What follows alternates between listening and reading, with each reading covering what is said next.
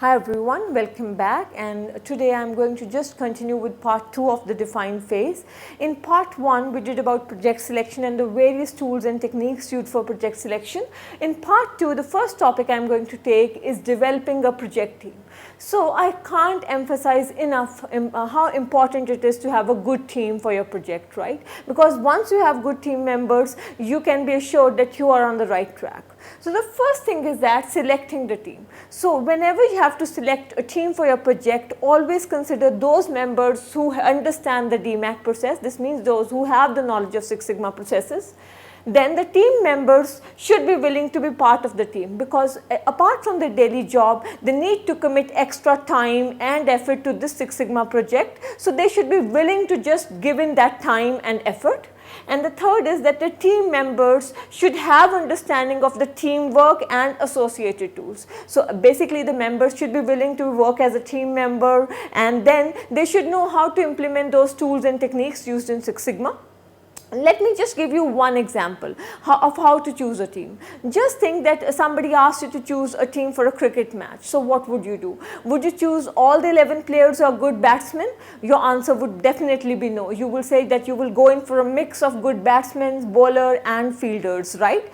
So this would be a good team for you. In same way, whenever you have to choose a team for your project, always look at the process on which you have to work. Either you have to develop new process, or you just have to improve the process. Just look into it and then try to get the subject matter experts, because they have a lot to offer in terms of the understanding of the process, its strengths and its weaknesses, and how to improve it. And then just consider other members who have who work on the process, because they have the core knowledge of the topic, they have the core knowledge of the process. So this is how you should be choosing your team. And then comes team management tools. In define phase, you can actually say that the team is in the forming and the storming stages, because all the members are really uncertain about their roles and responsibilities. They are very unsettled. So as a team leader, you should be assertive enough. You should just assign them their roles and the responsibilities. Just get the ball rolling.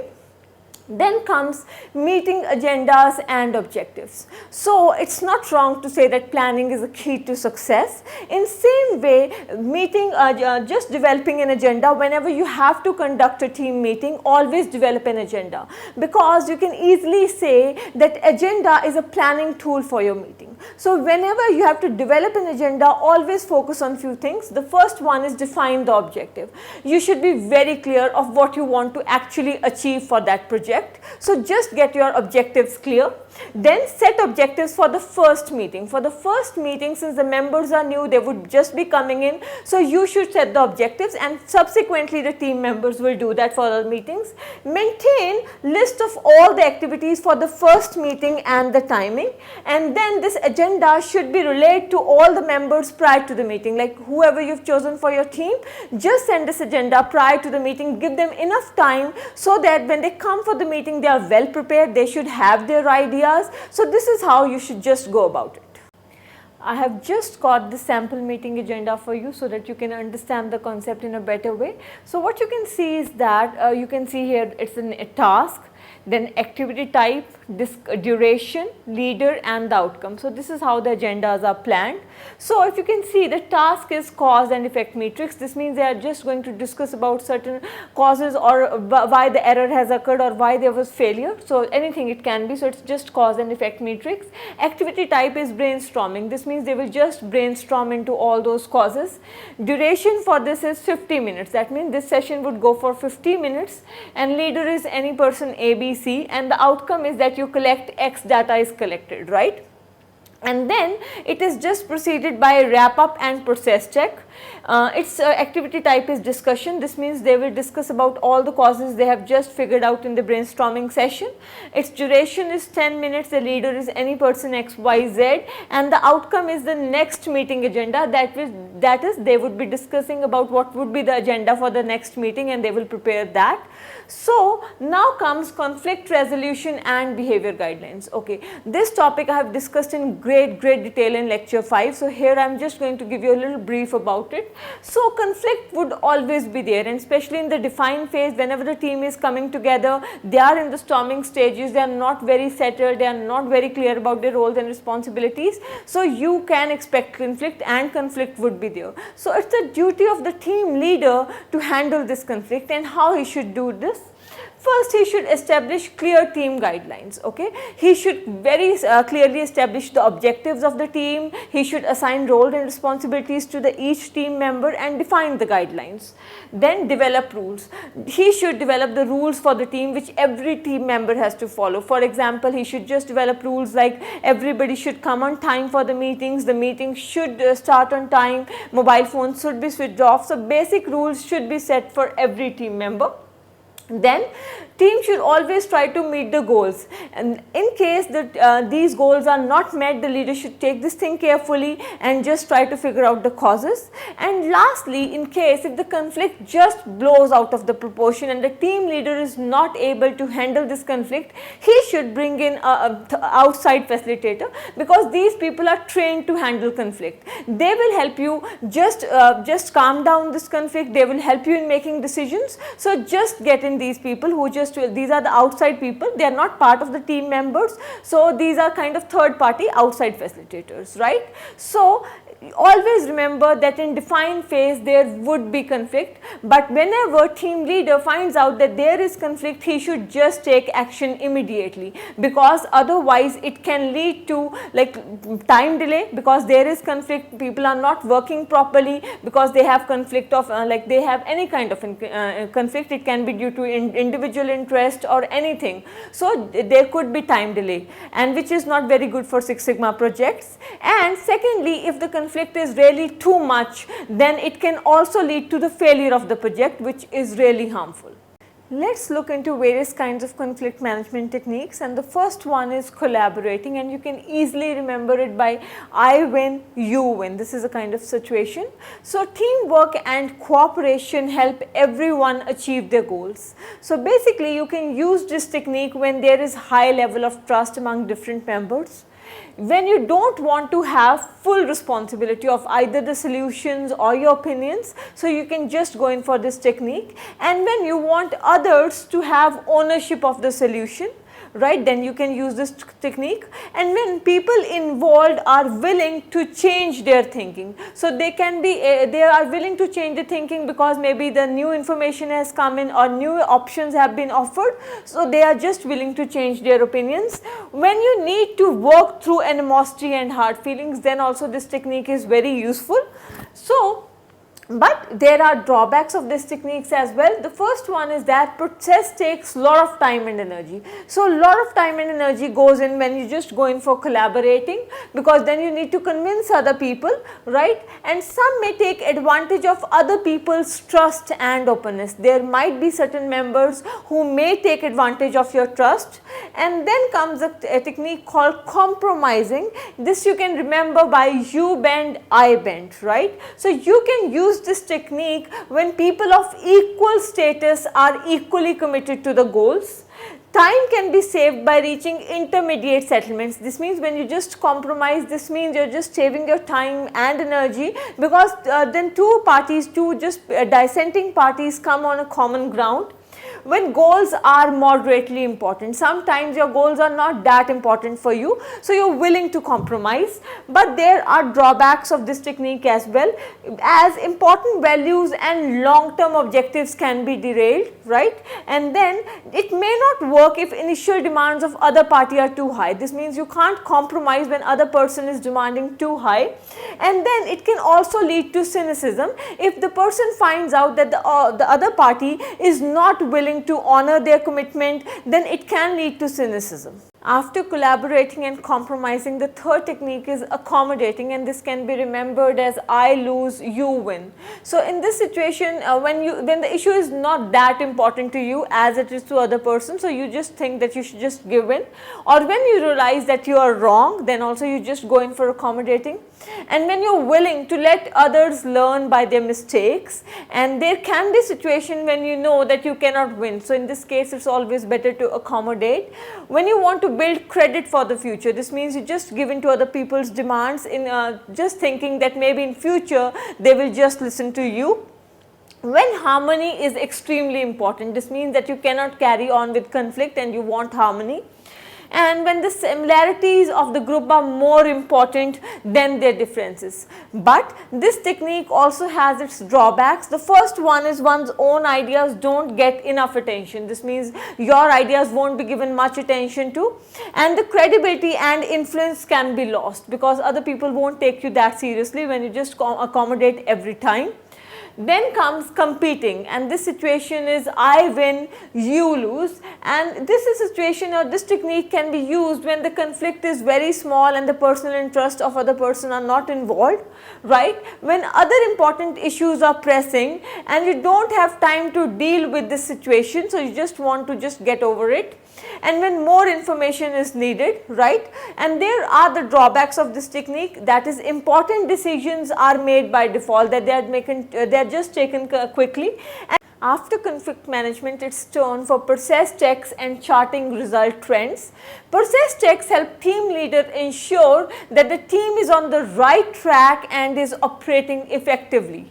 Leader may conduct a team process check at the end of each meeting, and how this is done? For this, the leader establishes few categories that are measure of good teamwork, such as listening, results, participation. So at the end of each meeting, the leader would ask his team members to rate the meeting on above few categories on the scale of 1 to 10, and then these scores are just tracked over a period of time, and if any category just scores low or just stands out, then that is taken up for discussion so that the causes can be found out.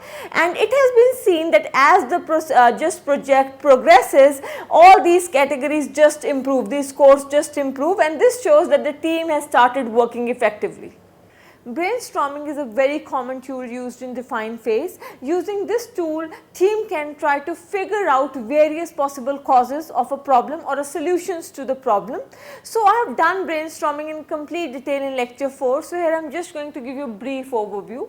So whenever you are in a brainstorming session, you need to follow certain rules. The first is that topic of the session should be clearly stated, that what you are going to discuss, what kind of problem you are trying to discuss, or what kind of solutions you are trying to find, that is very clearly stated. Then everyone is allowed to give their suggestions without criticism and interruption. That is, whenever any member is speaking or giving his ideas, no other member should interrupt him or criticize him. That's totally prohibited. Suggestions should be short so that the pace of the meeting can be maintained. Then creativity and innovation should be encouraged, right? And the last one is that the focus should be on generating new ideas. So it's seen that after brainstorming, team find that numerous possible causes of certain like a problem or numerous solutions to a problem. So what they have to do is that they have to discuss all those solutions, and if there are certain unclear ideas, they should try to clarify them, and they should try to develop on those ideas. So how they can prioritize? Multi-voting, it's a great decision making tool. So multi-voting is a structured way to help team to narrow its list of items. For example, after brainstorming, team find that they have various solutions to a problem or various causes of the problem. So they can use multi-voting and try to just narrow down that list. And how it is done? So what first is done, that they clarify the meaning of all the items on the list, that each item is clarified and it's defined properly. And they try to combine the common ones, like certain ideas may be very common or they may be very similar, so they are combined, and those ideas are totally removed from the list which are not applicable to a particular situation. Then each member is given 5 votes. Usually in multi-voting, each member gets 5 votes, but in case the list is large, then this can be increased to 10. Then all these items are then just listed on the board, and each member is asked to go and just give vote to top top 5, what are his top 5 choices, but he cannot choose like one member cannot choose one item twice. So what after multi-voting what we see is that certain items receive no votes or very few votes. So what is done, they are removed from the list. So this way we can just narrow down our list, and in case you need to narrow it down further, you can just repeat this process again. So this is used when decision making is really tough and you need to prioritize. So multi-voting is a use. Using this example, I will show you how multi-voting is done. So if you can see, here are my items, these are 10 items, right, and these are the people on my team, like there are 5 team members, they are Paul, Sam, Ron, John and Peter, and each one has 5 votes. And now through multi-voting they are trying to prioritize their list and to try to figure out which are more important. So the first one, Paul goes and he just uses his 5 votes and he chooses maybe you can say item number 2, 3, 4, 5, 7, and so he is done with his 5 votes. Then Sam goes and Sam chooses 1, 2, 3 and 6 and 7. Then Ron goes and Ron chooses item number 2, 4, 6, 7 and 8. And then it is turn for John and he chooses 2, 3, 4, 5 and 6. Right, and then goes Peter and he chooses 3, 4, 6, 8 and 9, right. So what we can see is that after the first first session, so we can just calculate how many votes each item has got. So we can see that item number 1 just got only 1 vote and 2 got 4 votes. Item number 3 also got 4 votes. And 4 got 4 votes, item number 5 only got 2, 6 got 4, 7 got 3, item number 8 had 2 votes and 9 has only 1, and the 10th item did not get any votes. So after this first session, what we can see that we can totally remove item number 10 because it did not get any votes, so it can be crossed out from the list. Even item number 1 can be crossed because it just has 1 vote, and same it's 9, it doesn't have any votes. And if they just want to even remove item number 5 which only has 2 votes and 8 which has 2 votes, they can do that. By doing that, what you can see is that they have prioritized their list, they have just narrowed it down. And if they just want to narrow it down further, they should just go in for a second session for this, and they should just again use those 5 votes and try to list just try to vote the remaining items in the list, and they can just further narrow down their list. So this is how multi-voting sessions are conducted.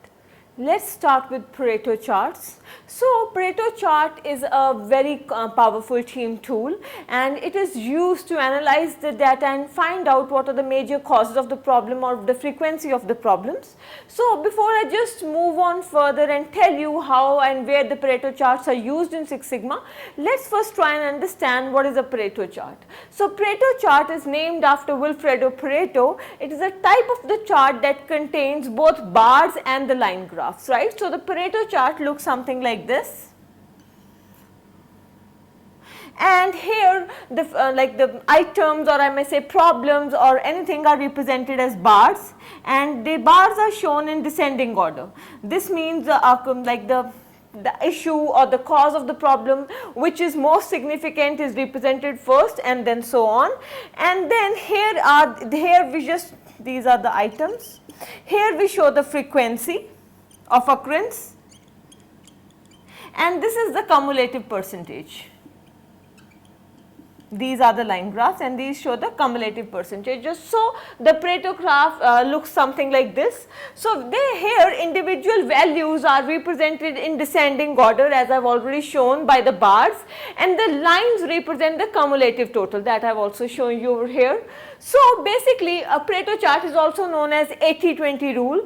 This means that 80% of the problem are maybe due to 20% of the defects, or maybe as Duran said that these are like significant few and the trivial many. So What is the purpose of the Pareto chart now? It highlights the most important among a typically large set of factors. This means with the help of Pareto chart, we can find out that from the large factors, which are the ones which are most prominent ones and on which we should focus, right? For example, in quality control, it shows common source of defects which occur the most or the frequent reason of customer complaints. So we can figure them out using the Pareto charts. Pareto chart is one of the quality control tools, and it is a very effective tool when we have to just figure out and we have to see what is the frequency of the items which are causing the defects. Using this example, I am going to show you how Pareto charts are used in the define phase. So if you can just see this Pareto charts, it's a Pareto chart of customer complaint data of any certain mall. So basically here you can see, here I have just listed the customer complaints. They are parking difficulty, sales representative was rude, poor lighting, layout was confusing, sizes were limited, and clothing was faded and clothing shrank. And here is the frequency of occurrence. This means that which complaint had what kind of frequency, and here is our cumulative total, cumulative percentage, right. So what I want to show you is that if you can just see which are the significant few problems, right. If these problems can be addressed, if we can address these complaints, a major chunk of problems or complaints can be removed, and these are the insignificant many. This means they can be many, but they are not that important. So with help of Pareto chart, we can figure out which is the problematic area and which we should address first, where we should work first. So what you can see is that height of the bars indicate the count of the frequency of occurring. So you can see here is this is the most prominent bar, this is on the left, and this is the parking difficulty, and it's almost 80%, right.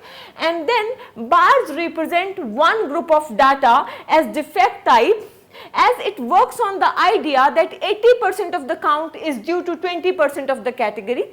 Basically, it's an 80-20 rule. For example, 80% of the warehouse space is taken by 20% of the items, or 80% of the problems are due to 20% of the defects. So this is the Pareto principle, right. So bars are arranged in the descending order. This means the dominant one is the first bar on the left, and then all others are arranged in the descending order. So using Pareto chart, the Six Sigma team in the define phase, they can focus on and figure out which is the major cause of the problem, and they can address that one. Now that you know how we can use the Pareto charts, let's study how to create Pareto chart. Though many softwares are available, tools are available to create Pareto charts, but I believe basic knowledge is essential. So to create a Pareto chart, you first need to develop a list, that is the list of the issues, the defects or the errors, and you can create this list using brainstorming, cause-effect matrix, like all these techniques. And then you need to develop a standard measure which you will use for comparing. It can be frequency, that is the measure of how often the defects occurred or the thing was utilized or the problems occurred. The time, that is for how long it took, and the cost, that means the resources utilized, right. Then you choose a time frame for collecting your data. Then you tally all the items in hand, that is how often they occurred, total cost utilized, and the total time taken. And then you add all the items to get the grand total, and finally you just find percentage of each item in the grand total. I am just going to give you a very simple example so that you can understand how you can create a Pareto chart.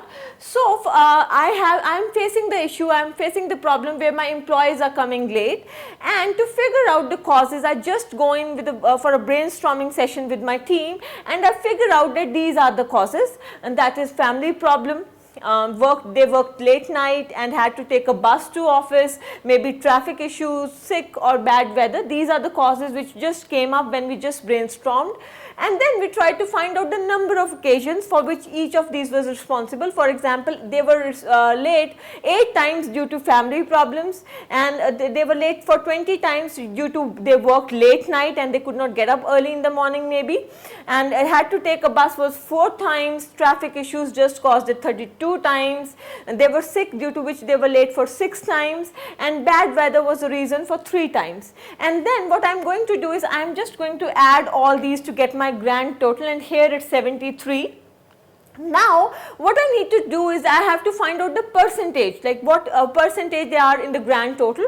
So how I am going to find out the percentage? It's very simple. For example, for family problem, you have to find the percentage of it, then it would be 8, that is the number of occasions, divided by the grand total, that is 73, and multiplied by 100. So I will just get the percentage, and it would be around 11%. And same way, using this, I just found out the percentage for each of these causes, that is they worked late till night, it was 27%, had to take a bus, it was 6%, traffic issues were 32 times, so it was 44%, they were sick, that was 8%, and bad weather was 4%, and the grand total is 100%. Now I am going to arrange all the items in the compilation table, that is based on the measure of the frequency of occurrences, that is in the descending order, that is the most frequent one is on the top and the least one is on the bottom. So all my causes are now in a descending order, that is the top one is the traffic tie-up, and we know its number of occasions it occurred and its percentage, and so on. So now I am just going to calculate their cumulative percentage. For example, for traffic tie-ups, my percentage is 44%, and the cumulative percentage is also 44%. So this is a bit tricky, and then when they just woke up late, so they couldn't arrive on time, it was number of occasions was 20 and the percentage was 28, we just calculated a while ago, and the cumulative percentage would be 44 plus 28, that's 72, right? In same way, we are going to calculate the cumulative percentage for all these causes. And after getting the cumulative percentage, what we have to do is we have to create a Pareto chart. So I have just done that for you. It's not a very accurate chart, and so just don't go in for the accuracy. I am just going to show you how to do that. So I have just marked all the causes on the horizontal axis. So you can see that I have just plotted all these causes on the horizontal axis, and the percentage is on this y axis, that is on my left, and the cumulative percentage, which is 100, because the cumulative percentage should always come to 100.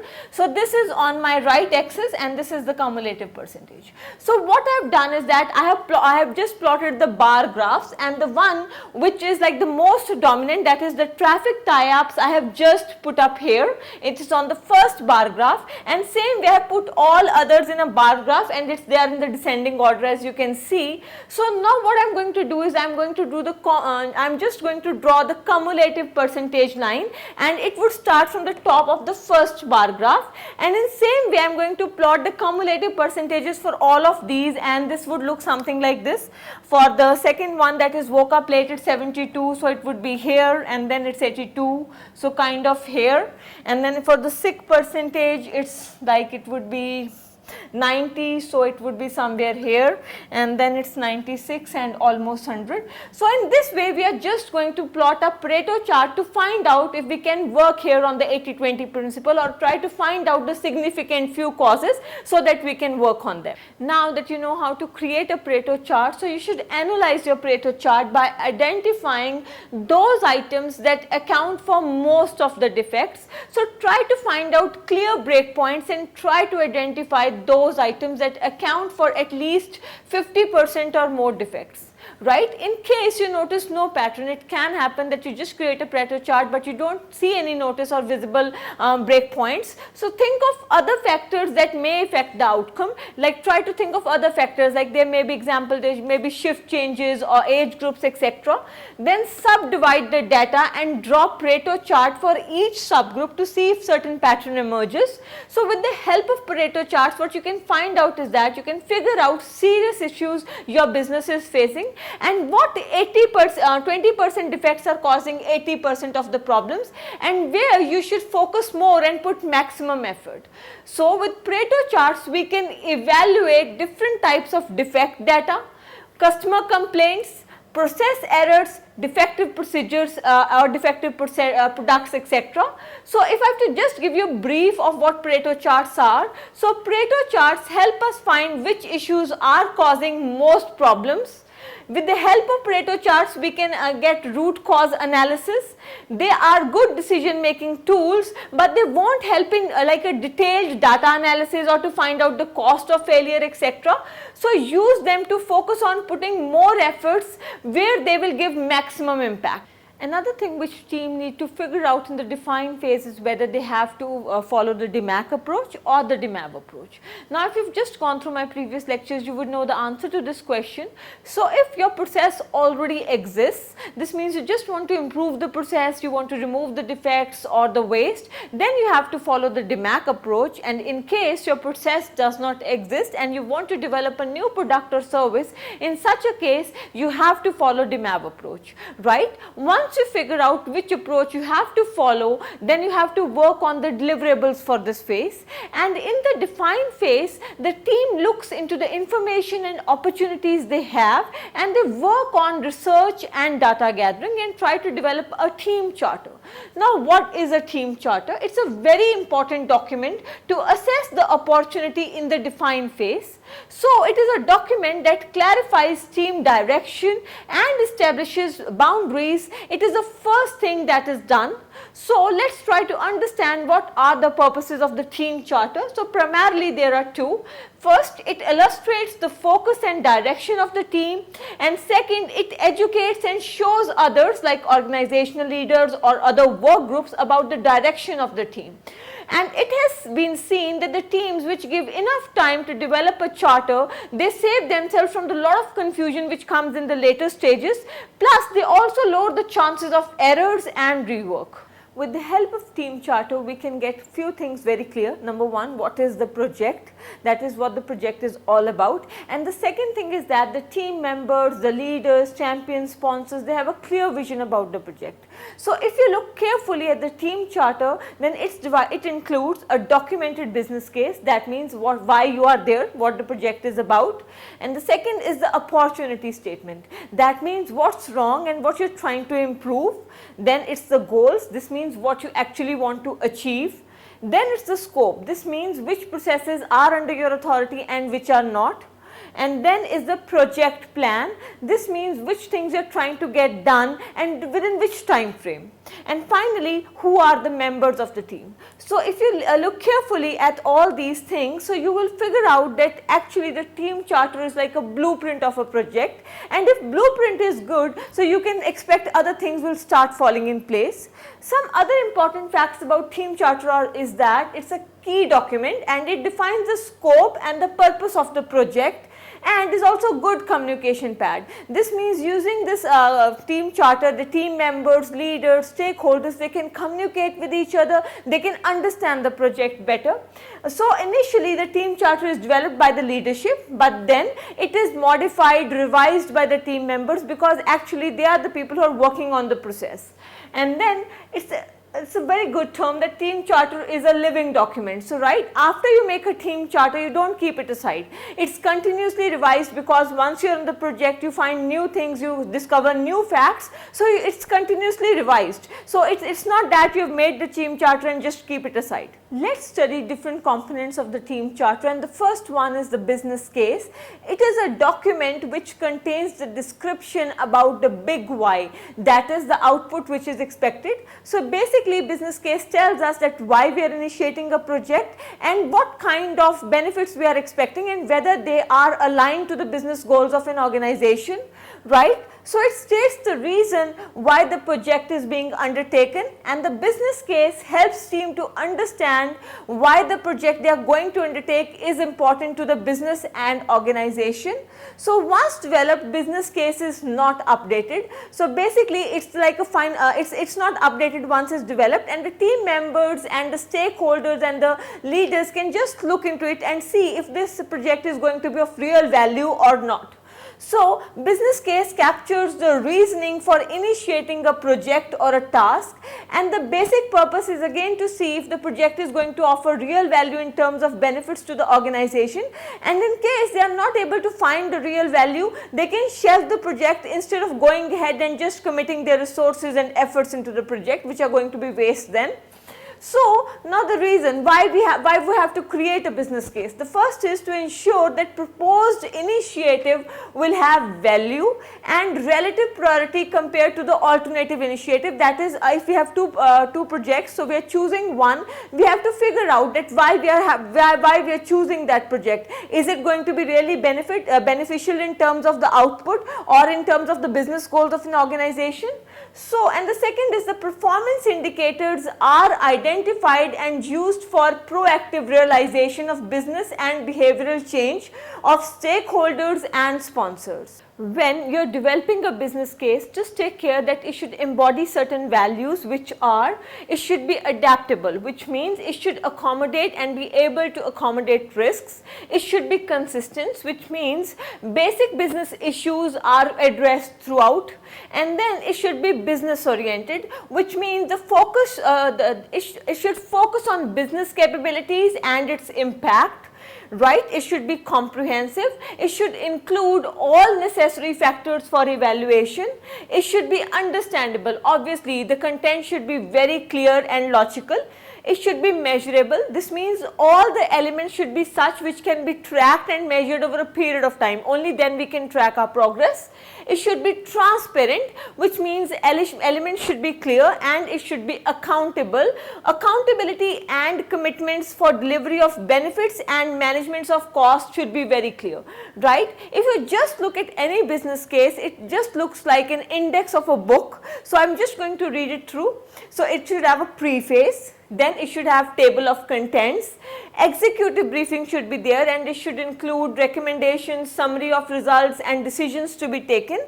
It should have an introduction which should have business drivers, scope, financial matrix, and finally it should have analysis, right? So analysis should include assumptions, cash flow statements, cost, benefits, risks, strategic options and opportunity costs, and finally it should have conclusions and recommendations. So whenever you are just developing any business case, this business case should go through various rounds of approvals and revisions, because then you should look that whether this project is in alliance with the organizational goals or whether it is just going to get the desired results or not. Let's study the business case format, and the first thing is the problem, that is what problem we are trying to solve or what is the business opportunity, and then comes the solution, that is how we can address the problem or take the advantage of the business opportunity, and then is the approach, that is what are the viable options available to implement the solution. Then comes the risk assessment, that is what are the risks associated with the option or the project, and what is the risk if we are doing nothing. And then comes the value analysis, that is what business value is generated from each option. We have to if we have 2 or 3 projects, we are going to compare each project. And then if you have to write a business case, I am just going to give you a few tips. These that are, use concise and clear format when you are writing a business case, be factual, that is write to the point, and then write down with the sense of urgency. Use statistical and verified data to add weight and credibility to the proposal, and ensure that all information is relevant and from relevant sources. Use graphs and diagrams, and because they just make your concepts or your point very clear, but they should be very clear and understandable. And finally include other information sources such as case studies, benchmarking information if you have any comparison with the competitors, or the information or interest of outside stakeholders such as customers, other stakeholders, or the community interests. Now I am going to give you an example of a business case, and this is about the storage tank replacement project. So here what we see is the summary is that this is about replacement of a water storage tank A, as it will improve the water efficiency of the distribution system by eliminating 1.8 million gallons per year of water loss and providing additional water storage capacity. So this is the project, and additional information we have is that the loan amount is $4,10,000, water savings, that is the green portion of this loan, is 100%, and the annual water savings would be of 1.8 million gallons. So let's check out the background for this project, why we need to replace this tank. So the total system water production here is 170 million gallons per year, or 4,65,000 gallons per day, and this water distribution system has 2 booster pump stations and 2 storage tanks, and each has a capacity of like 1,50,000 gallons for tank A and around 7,50,000 gallons for tank B. So what we can see is that with current system configuration, tank A is 150 feet below tank B, and this configuration prevents water from flowing out of tank A when tank B is at the normal operating levels and it has a pressure difference of 65 pounds per square inch. So here what we see is that water in tank A stagnates and loses its residual chlorine. So this tank has to be emptied and refilled periodically so that its potable water is available for use. And this is why approximately 1.8 million gallons of water, that is 3.4% of the current usage, is drained annually from 1,50,000 gallons of tank A. So this is why we have to take up this project, that is the storage tank replacement. Let's look into the results, that is if we replace tank A with the tank which has a larger and a better capacity. So after performing systems evaluation, water utility was determined, and so replacing tank A with larger storage tank that has a capacity of 3,40,000 gallons and it should be at the same elevation as tank B will enable both the tanks to drop and fill at similar levels, thus reducing 1.8 million gallons of stagnant water that had to be discarded. So energy consumption was also considered when these projects were being evaluated, and when evaluating the different alternatives of this project, an added benefit of the new tank configuration is that it will eliminate pump station required to fill tank A. And when the other alternatives were considered, that what can be done instead of replacing tank A, so the other alternatives were considered and installing a booster pump, and another alternative which was thought was that they should install a booster pump to inject water from tank A into the systems. This was also considered, but a new booster pump will increase energy usage and cost as compared to a new storage tank located at the same elevation as that of tank B. So what were the conclusions? The construction of a new water storage tank is most cost effective and sustainable solution. From all those solutions, they found out that it's the best solution, that they should replace the tank A. New storage tank will save 1.8 million gallons of water each year and reduce the treatment costs which were used to treat that water. With a capacity of 3,40,000 gallons, the new tank will eliminate wasted water and reduce chemical usage that was used to treat that water, and improve the service pressure and increase the reliability of the utilities infrastructure. Plus annual water savings were calculated and they came out to be $30,000, and the simple payback period of this instrument is less than 15 years. So overall it was a good project. If this project is implemented, it will delay the need for the plant expansions and will also reduce the amount of water taken from the source water body, which was very important to maintain the natural habitat, especially in the drought years. So if we consider all these factors, it is just which you can just see that this is a good project in terms of monetary benefits as well as other benefits. After business case, let's study opportunity statement. It's also known as problem statement. And when I talk about opportunity statement, it tells me about the pain or the defects which are related to the project under consideration.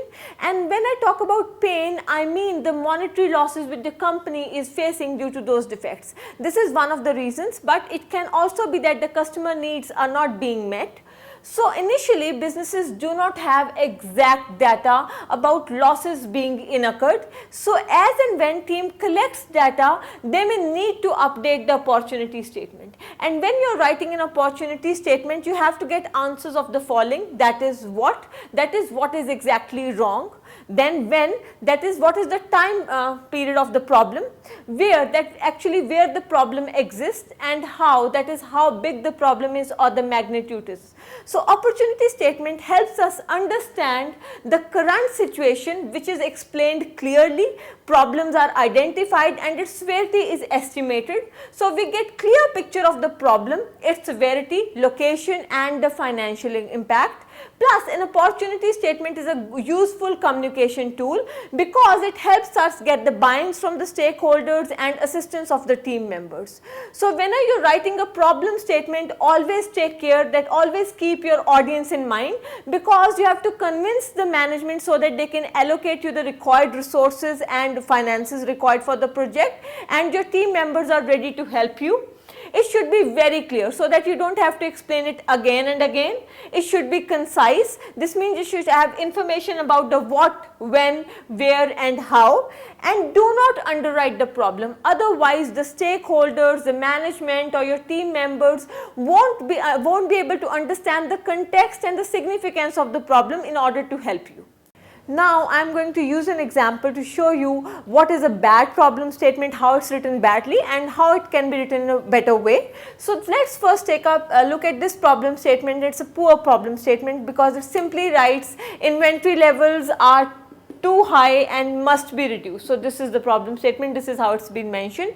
So if you look at this, it doesn't tell you about what, when, where and how. It's neither clear, it's neither concise, it is not telling you anything. And if your problem statement will contain so little information, it significantly reduces your ability to take specifications, enlist support and obtain improvement. So how we can write it in a better way? So if we write it in a way that inventory levels at the West Metro inventory storage process in Scottsdale are consuming space, taking up asset management time, creating cash flow issues, inventory levels are averaging to 312 days with high of 45 days and 95% of the time since January 2014. And $2,50,000 could have been saved per year if the inventories were at the targeted level. So this seems to be a good problem statement because it is including what, when, where and how, that is where the problem is occurring, how long it exists, magnitude of the problem as well as the cost. So this is an example of how good problem statement should be written. After opportunity statement, let's study goal statement. So in simple words, if I tell you what is goal statement, it describes how the success would look like. So a goal statement should contain, like what should be there in the goal statement? It should have metrics to improve, that is exactly which process, which factor you just want to work on, you want to improve. Then it's the desired level of the matrix, that is where you want the matrix should actually be, and then it should focus on the output. That means ultimately what kind of results you want to achieve by pulling off this project. So when I talk about goal statement and writing a goal statement, your goal statement should have certain specific characteristics, because a good goal statement should have all those characteristics, and to remember those, always remember the term SMART. So when I say SMART, each alphabet here just describes one specific characteristic of the goal statement. So S stands for specific, M for measurable, A for acceptable, R for realistic and T for time bound. Now when I say that the goal statement should be specific, so it should indicate what has to be accomplished, right? So whenever you are writing a goal statement, always use action words such as design, implement, build, etc., etc. And when I say it should be measurable, this means it should clearly state what has to be achieved and when it has to be achieved. So basically, if you can measure the output, or if you can measure what ultimately you want to achieve, this means you can measure that whether your project was successful or not. And when I say it should be acceptable, this means it should be acceptable to everybody, like it should be acceptable to the leaders, to the team members who have to work on the project, to the champions, sponsors, stakeholders, actually everybody in the organization should conform to it. When I talk about it should be realistic, obviously it's a Six Sigma project and a lot of efforts will go on, it would be difficult, but ultimately your goals should be realistic and they should be achievable. And when I say it should be time bound, obviously you have to finish it within a given time frame, otherwise there are like a lot of difficulties which you can face if your project doesn't just finish in time. Apart from these, there are certain other characteristics, like the goal statement should be motivating, it should be suitable, it should be flexible, right? So goal statement should embody all these characteristics. Now using an example, I am going to illustrate how a goal statement can incorporate all the elements which I just explained using the term SMART with just a while ago. So let's take the example. A software company which would like to increase its sales, so it has set an objective to increase its market share to 3% in 12 months. So this is the goal statement. So let's check if it just incorporates those elements or not. So the first one is specific. So obviously the firm would like to increase its market share, and they just specifically mentioned that they want to increase the market share. They did not use any general term like they would just try make it more profitable or something like that. So yes, this is a like a specific goal statement. And then comes our element which is measurable. So this goal statement clearly states that the firm would like to increase its market share to 3%. So giving a percentage, this means they have given us a number using which we can measure the whether the objective has been achieved or no. So this example or this company has just given a goal statement which is measurable. And then comes achievable or acceptable. So before setting the objective, the firm should have assessed its capabilities and its marketing environment to ensure that whether this objective is achievable. Only then the team members or champions or the leaders or the management would just put their money into it. This means it would be acceptable to them. Then whether it's realistic or not, before setting a deadline, the firm would have reviewed its resources, employees, competitors and current market share to ensure that an increase in the market share, that is 3% increase in the market share in 12 months is a realistic goal. And then time bound, obviously this goal statement has given us a time, that is they want to achieve an increase of 3% in 12 months. So yes, this goal statement we can say it's a good goal statement because it is incorporating all the elements which a good goal statement should have. Now I am going to give you two examples of a goal statement, one which is not very good and the second one is how it should be written to make it more smart, right. So just look at the first example. It states decrease average cycle time, that's it, this is the goal statement. So just by reading it you would know that it's incomplete, it's not very clear. So it's incomplete, it does not state the desired levels to be achieved, that is by how much time, how much days they want to decrease the cycle time, there is no mention of it. And decreasing the average cycle time may not meet all the customer needs. Plus, it does not mention about the variability, that is there may be a system drift or something like that, no mention of it has been over here. Right. So if you just see the quality of this statement tells us about the matrix which has to be achieved, but it is not clear about the measured goal value. That is, even if the team is able to decrease the average cycle time, they don't know actual figure where they need to decrease it. So they won't be able to measure their project, that whether they have been successful or not.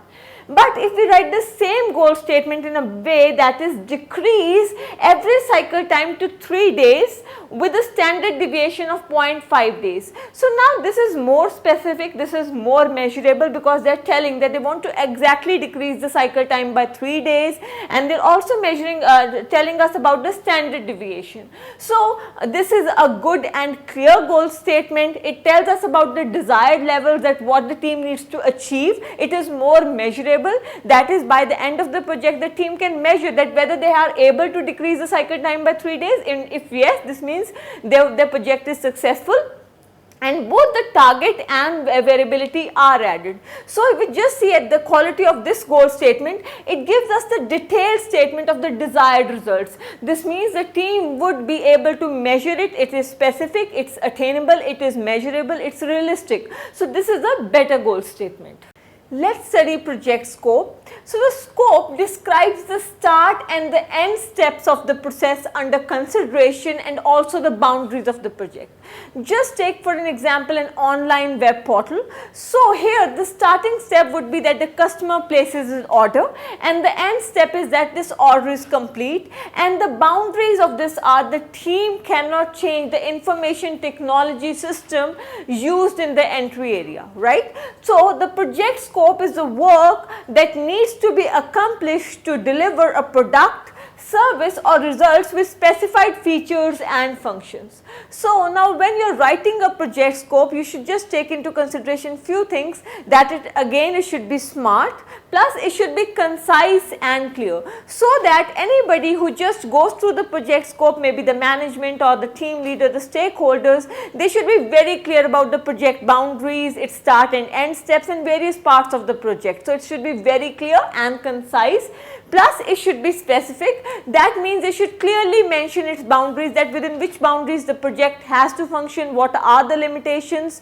So for example, if you are writing a project scope about you have to just mention few products in a catalog, then you won't say that the catalog has many products. That is not a very good project scope. You have to mention about the names of the various items, the number of the items, the sizes available, everything should be mentioned. Then it would be a good project scope and a catalog. So a good project scope should not only define the scope but also list name of the items, start and end dates, objectives, milestones and deliverables, and it should identify alternate approaches which a team can take on. And it should also list expert judgments, stakeholder analysis and product analysis. Now I am going to give you a brief of project scope. So project scope includes project justification, that is brief information regarding business need your project mentions. Project objectives, that is what are the objectives your project wants to achieve or you want to achieve. Product scope, that is description, characteristics of product or service and the results which you just wish to achieve. Product acceptance criteria, that is conditions that must be met before project deliverables are finally accepted.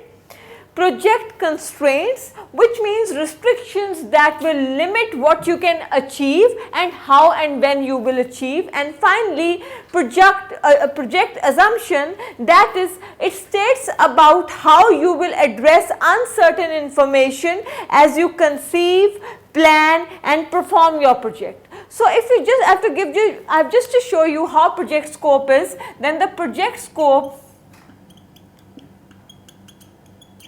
will tell you about the time your project will need, the associated risks, the quality, the desired quality. It will tell you about the resources which you have to utilize and the features of your project or your product. When we talk about project scope, always remember that it's a binding agreement. This means you and your team commit to delivering certain results, and if you're able to deliver those promised results or the desired results, this means you have achieved 100% success rate. So you and your team have to identify all restrictions regarding your approach to work and resources you will need to support your work.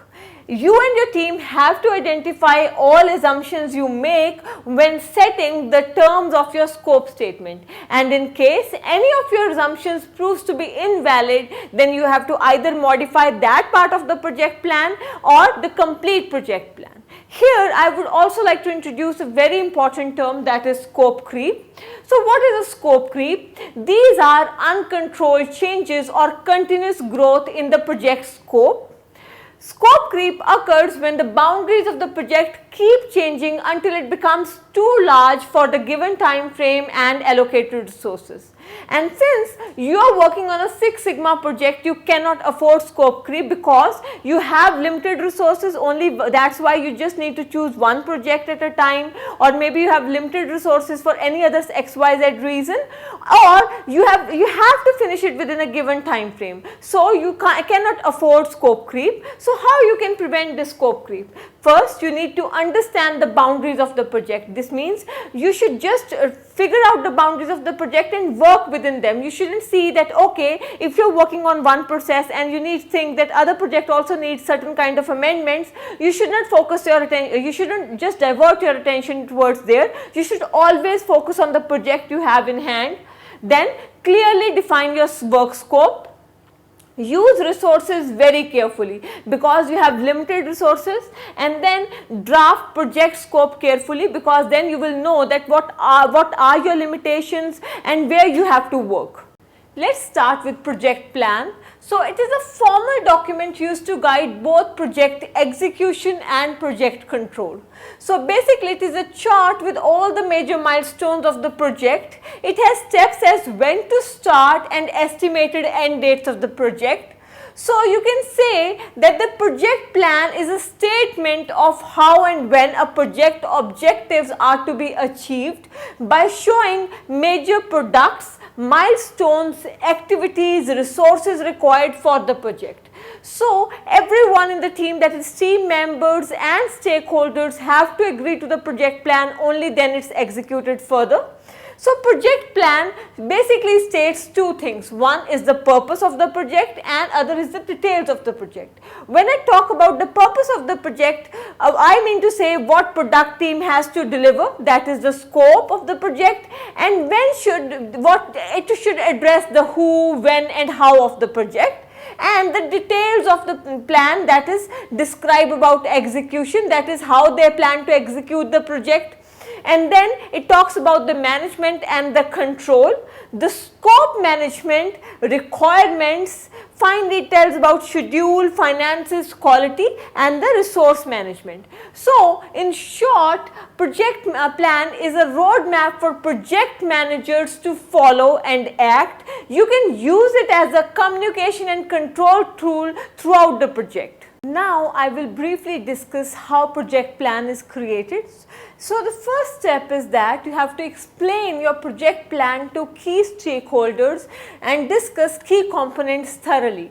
And you know, this project plan can be changed, you can modify it during your as your project progresses, because new facts can be discovered or you get new information, so you can make changes to the project plan, right? If I can just compare the project plan with the GPS system, I believe most of you might have used this. For example, you need to use the GPS to reach from a destination A to destination B, and then it will show you a roadmap, right? And in case you take a wrong turn, it will again modify itself and finally take you to the final destination. In same way, project plan is a roadmap of how we have to reach to our objectives, and in case we find there is some fault in our planning or we need to modify certain things or new fact has just shown up, so we can always modify our project plan to reach our final objectives. Do not equate, then comes that you don't have to equate your project plan with the project timeline, because project plan is a major work product for entire planning process, as it contains all planning documents. For example, if you have to create project plan for constructing a new office building, so what it will include? It will include not only building specifications, but also include the budget, the schedule, etc. So it will also include risks, quality metrics, environmental impact, etc., etc. So basically what I mean to say is that project plan is an overall document which contains everything related to the project. So there are certain key components of a project plan, which are baseline management plans and other work products from the planning process. When I talk about baseline, it is also known as a performance measure. Product performance is measured against it and it helps us keep on track. And baseline management plans include documentation of how you plan to handle variations or deviations.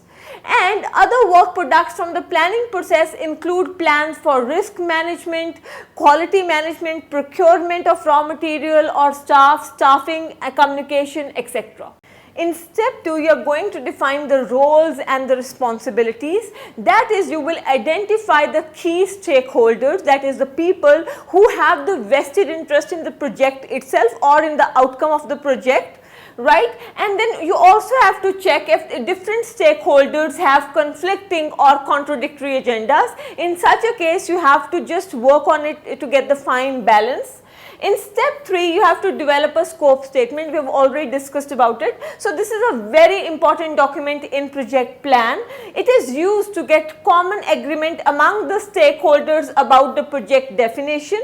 It will help you get buy-ins from the stakeholders and the team members.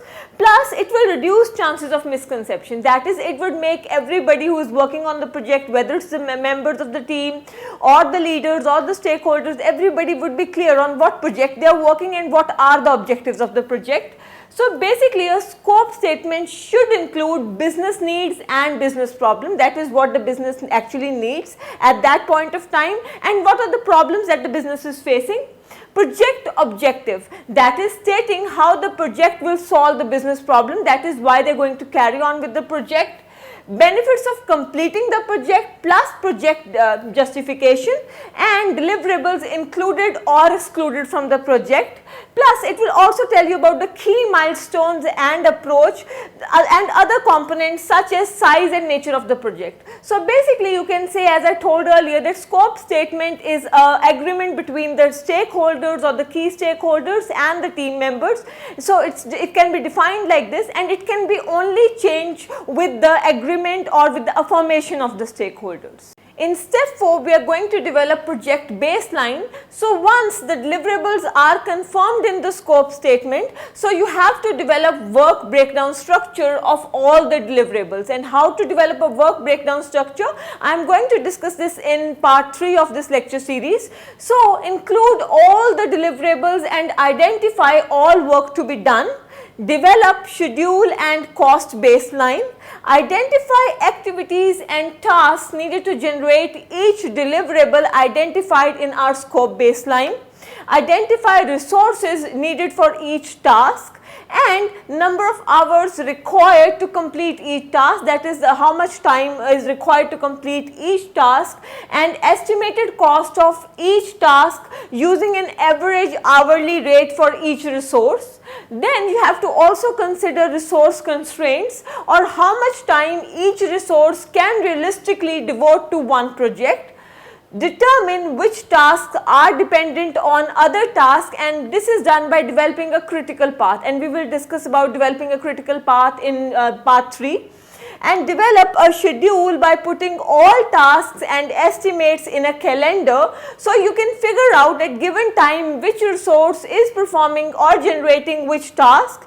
And develop a cost baseline, which is time phased budget or cost by time. In step 5, baseline management plans are created, and since by now you have the scope, schedule and the cost baseline, so the team is going to create steps which it will take to manage variances in these plans, because once you are planning something there can be variations, or once you have started working there can be variation, right? So new facts can come up or new information can be there. So how you are going to manage all these variations? So all management plans usually include a review and approval process for modifying these baselines. It's not like that any random request for change just comes up or new information comes up and your project baseline changes. No, it's not like that. It has to undergo a process of approval and review. Only ultimately if it is good or if it's any useful for the project, then only it's included in the project. Different approval levels are usually needed for different type of changes, so there is a mechanism for incorporating these changes, but all requests will not result in change to scope, schedule and budget. It's not that every information or every request for change is included, only those which have a positive impact on the project or the outcome are included.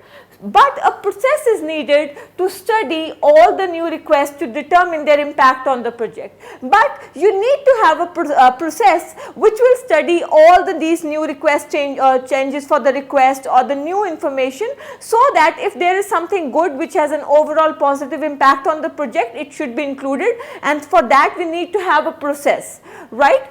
And then in step 6, it's communicate. Communication is a very important part of the project plan, and it includes like who wants which report, how often, in what format and which media should be used, and how issues will be escalated and when, where project information will be stored and who are the people who will have access to it, what new risks have surfaced and what risk response will be included, and finally what metrics will be used to ensure that quality product has been developed. Okay, now you're working on the project, so basically either you're improving the process, product or service, or you're creating a new project, product or service. So what are the metrics once you finally just finish your project? So what are the metrics you're going to choose so that you can find out that whether your product service is of quality or you have just met your desired objectives or not.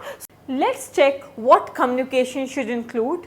First, it should include the review and approval of the project plan. Then the process for changing contents of the plan, that is what's the process using which we will change the contents of the plan if there are any changes. And then next steps like executing and controlling project plan and key stakeholders, that is what would be their roles and responsibilities. So now I am just going to show you a sample project outline, project plan outline. So basically it's just developed like this. It's a project plan name, that is what's the name of the project, company name and the issue date, and followed by its project overview, and this should include the statement of need, project scope and project objectives. Then comes project process, that is the technical specifications should be mentioned, constraints, deliverables and project tasks are mentioned in the project process, and then it is just followed by selection criteria, project time frame, project budget and the reference materials. Let's study the last part of the team's charter, that is team selection. So once you have done with project plan, you have to list people who will participate and be part of your team, that is the champion, the designated black belt and the master black belt, the team members and the supporting team. What you have to do is you have to mention the responsibilities and the roles of each team member, and this I have discussed thoroughly in lecture 5. So if you have any doubts, please just go back and review that lecture. In case project requirements change during the execution of the project, obviously you will have to make changes in your team, and whenever you are selecting the team, always make it a point that you should just choose subject matter experts to be the members of your team. And after your team charter is ready, now it's time to assess the team charter. Basically, after your team charter is ready, you have to assess it to see whether it's ready for review by the champion and the other team members or other people involved in the project. So what you have to check is that if your charter is effective, thorough and actionable, and for that what you can do is that you can use a technique called SMART. We have already discussed it. So you can evaluate your team charter using this technique, which is SMART, that is specific, measurable, attainable, reliable or relevant and time bound. So what I am going to do now is that I am going to use this technique and show you how to assess the team charter using this technique. So first is specific. So you have to see that if your goals are specific, then you have greater chances of success. Obviously, if you are very clear of what you want to achieve, you can plan accordingly. Charter should answer who, what, when, which and how, that is you have to check that who is involved in the project or what are you supposed to attain, what you have to accomplish, where you have to identify the location, when, that is the time frame and you have to just work on this project, which you have to identify the requirements and the constraints, and why, that is the purpose and benefit of the project. So when I say that your team charter should be specific, what I mean to say is that it should state specific goals. Like if you want to decrease the cycle time, just mention the days, hours you want to decrease it by. If you want to increase the profit percentage, just mention the percentage or just an estimate of percentage. And if you just want to improve any process, you just should mention that by how you will just measure it and how you are going to improve it. So it should be specific. So coming to measurable, what you have to check is that your criteria for measuring progress towards attainment of each goal you want to attain, like what are your objectives. This will help you, once you measure it, this will help you keep on track. And to determine measurability, always ask questions such as how much, how many and how will the team know when their objectives have been accomplished. So when we talk about attainable, that the team charter should be attainable or the goals should be attainable, so check if your goals are attainable and tools and techniques you are using are practical, that means they will help you achieve your objectives. So then comes relevant. Check if your goals are relevant, that is relevant to the organizational goals, and if your team members are ready to work on it, and whether you have the required resources to pull on the project. And finally, when I say it should be time bound, your time frame should be realistic. That means don't state unrealistic goals that this project would be finished in 6 months, even if you know that the basic cycle of that project is 1 year. So never state unrealistic time goals, and check if it is practically possible to achieve the goals in a mentioned time frame. So basically, when I say that your team charter should be smart, what I mean to say is that it should be suitable, it should be sustainable, understandable, and it's a living document. So never strive to make it very perfect, actually, because the changes will happen in the team charter, because it's different when you're working on the process, new information will surface, new facts will surface, so there would be changes in your team charter. So basically, your team charter should be used as a communication tool to keep on track, so that you know what objectives you have to achieve and to get in the buy-ins from the stakeholders and the team members. Now that your team charter is ready, you have the team members of your team who are going to work for you for this project, and you have the support of the stakeholders, you have the buy-ins and everything. So now another important part of the define phase is the analysis of the customer's voice and voice of business. That is, what is actually your customer needs from your process or product or service, or what are his demands, or what kind of improvements you need to make for your business to make it more profitable. And both these topics, that is voice of customer and voice of business, I have already discussed in detail in lecture 4. Here I am just going to carry on with a brief revision so that you know its context in the define phase.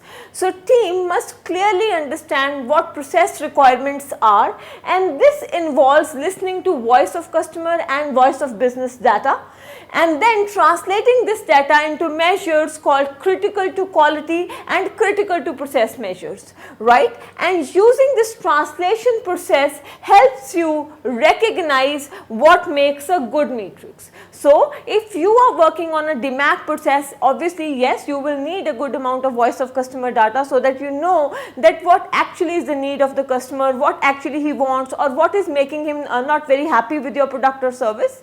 But in case you're pursuing a DMAP process, then you have to pay a large emphasis on this voice of customer data, because once you know the pulse of your customer, the market needs, or what kind of product is actually needed in market, so only then you can stay on track, you can develop a product or service which can actually be market, or which can be successful and which will bring in more profits. So now let's start with voice of customer. So to ensure that team is working on what is important, voice of customer needs to be determined, as this will tell you what your customer actually needs. So it's not only the surveys that okay, we are just going to carry some surveys and we will have a voice of customer data with us. So the information is collected from 3 major sources, such as reference database, listening post, and research methods. When I talk about reference database, it's kind of 2 types. One is internal reference database and another one is external reference database. Now what are the internal reference database? These are maintained by marketing or research of your company, that is marketing department or the research department of your company. And the external one is maintained by a recognized authority or organization of that business area. So when I talk about the listening post, it's actually the listening posts are those areas where your employees are in touch with the customers, such as billing department, sales department, customer service, or the technical support personnel, because these are the people who are actually in contact with the customer. They know what exactly the customer needs or what are his problems or concerns with the product. So these are the people, and they can be really helpful for you. And then it's the research methods. This includes surveys, interviews, focus groups and observation methods, etc. So basically which method has to be used for your product, then the team has to decide, because they know that what is their product, what is their service. Only on the basis of that they will choose from where they should collect all this information for voice of customer or voice of business. After the team has identified their primary customers for their product or service, and they have collected their voice of customer data, so the team must categorize this data into 3 different categories, that is must-be's, primary satisfiers and the delighters, and this is also called as Kano analysis. And this is named after its developer Noriaki Kano.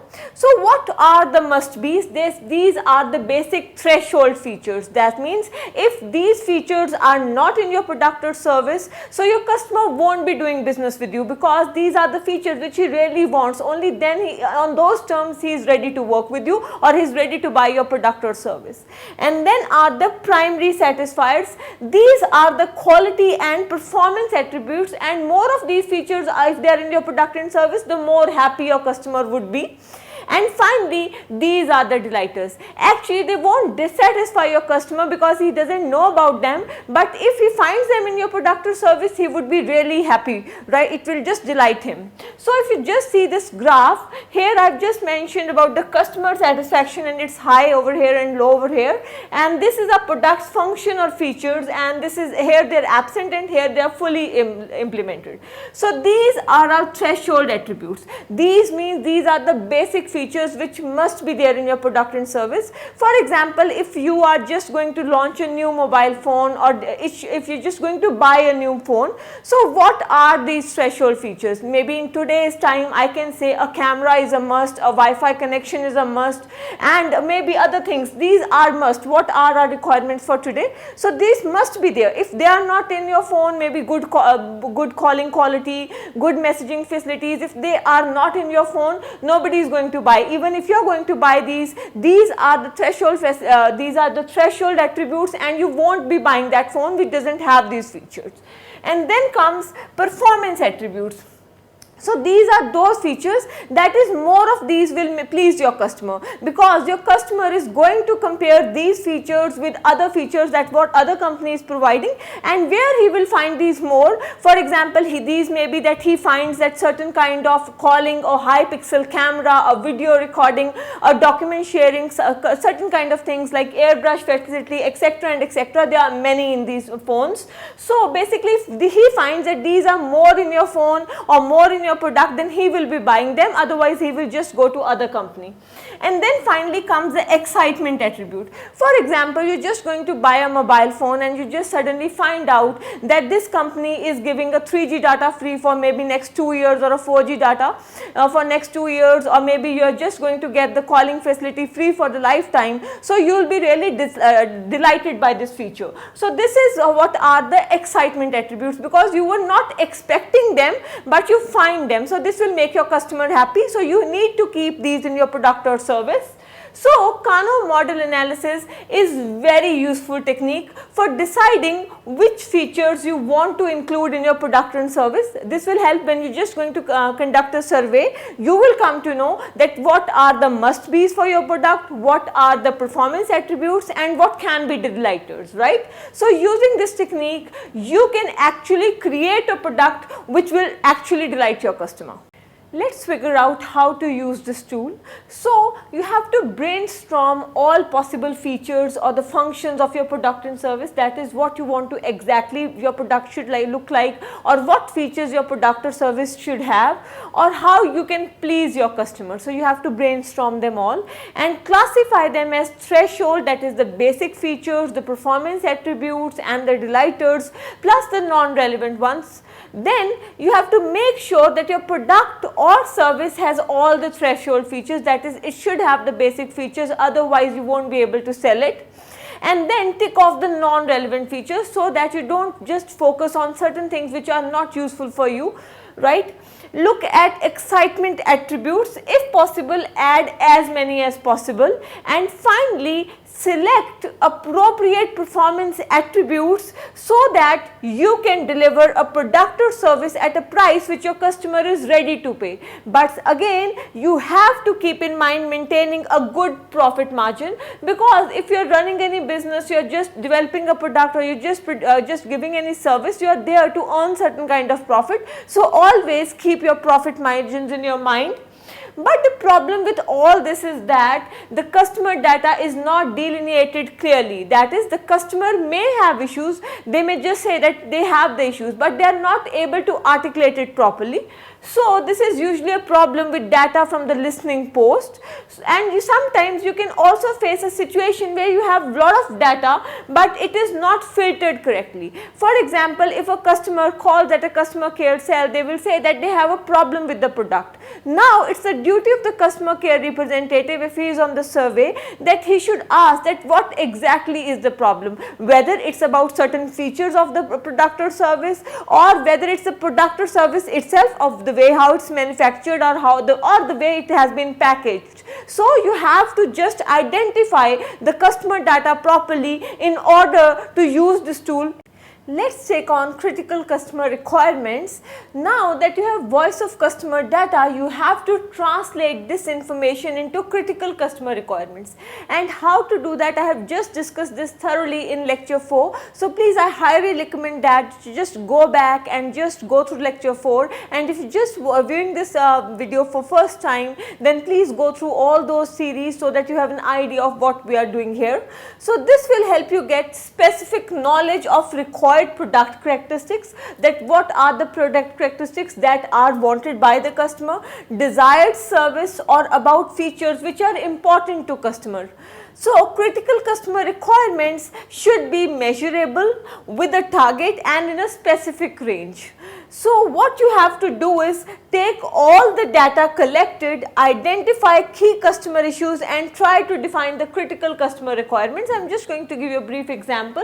For example, you have a voice of customer, that is, your product is bad, or maybe parts are not meeting the requirement. So this is what you just got from the customer. This is the information what you've got from the customer. So now you will see what are the drivers for this. That is key. What is the key customer issue? That is, the part diameter is not the exact fit. Maybe you are just developing certain, you are just manufacturing certain pins, and maybe they are from the wheel of a car or anything. So they have to fit in a place and they are not an exact fit. So how you will convert this VOC into a critical customer requirement is that diameter must meet the specification. The specification is 2 inches. The diameter should be of 2 inches with acceptable range of 1.98 inches to 2.02 inches. This is the variation which the customer will accept. So this is how we have to convert our voice of customer into critical customer requirements. Only then we can just figure out what we need to do with that process, right? Because this is the raw data. So same way as voice of customer is important, voice of business is always important, because the customers may want everything instantly and at a very low price, but you cannot stay in business with those terms. So you have to figure out and take care of the business needs as well. So this will help so that you can see what is the allowable and the target range, and for that you will need the help of the process owners, the people working on the process, the champions, because they can give you the exact specifications of the business needs. So sometimes it does happen that the customer requirements and the business requirements may be in a conflict. For example, customer may have a requirement around that they need a price around price per unit, and the business requirement may be profit per unit. So right, so this is in conflict. So customer requirements may be met by lowering the price, but this would have a negative impact on the business requirement of making profit, because if you're just going to lower the prices, obviously you have to just lower your profit margins also. So this is how. So this is where the team has to come up with a solution so that they can just balance both the customer requirements and the business requirements. Let's study critical to quality and critical to process measures. So sometimes critical customer requirements are too high to be directly useful. That is, they may be not very specific that how you should actually work or modify the process to meet them.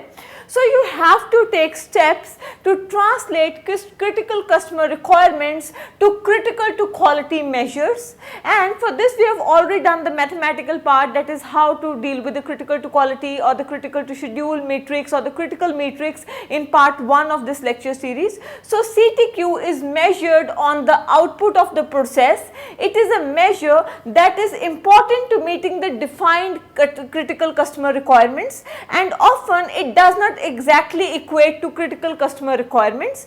So basically it is that you have a voice of customer data which is then further translated into critical customer requirements, and this to be useful has to be filtered down to critical quality matrix.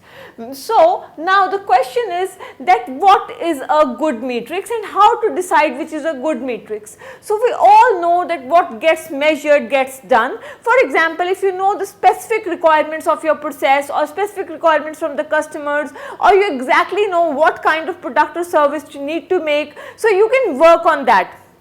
So basically, if the process is measured on certain metrics, people will try to modify their behavior to meet those metrics. Now the big question is that how to decide which matrix is a good matrix and how we can do that. There are certain steps which we can follow to check whether the matrix is good or not.